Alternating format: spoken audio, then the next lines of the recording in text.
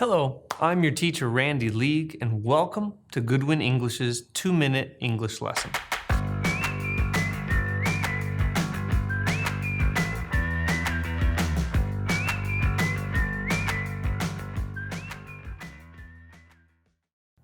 The first phrase we will look at today is, almost Japanese people like sushi. The word almost can be used to talk about a large amount of people in a group. In this situation, almost means nearly. The problem with the sentence is that only almost Japanese is incorrect. It's wrong. We need to add the word all, like this.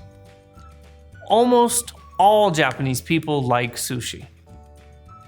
So remember, when you use the word almost, you usually need to use it with a word like all, every, or everyone. Let's take a look at some examples. Almost all Japanese people can use chopsticks. Almost every apple here is green. I like almost everyone here. We can also use words like most that have a very similar meaning. For example, most Japanese people like sushi.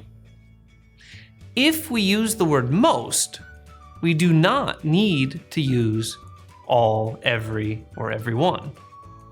For example, most Japanese people can use chopsticks. Most of the apples here are green. I like most people here.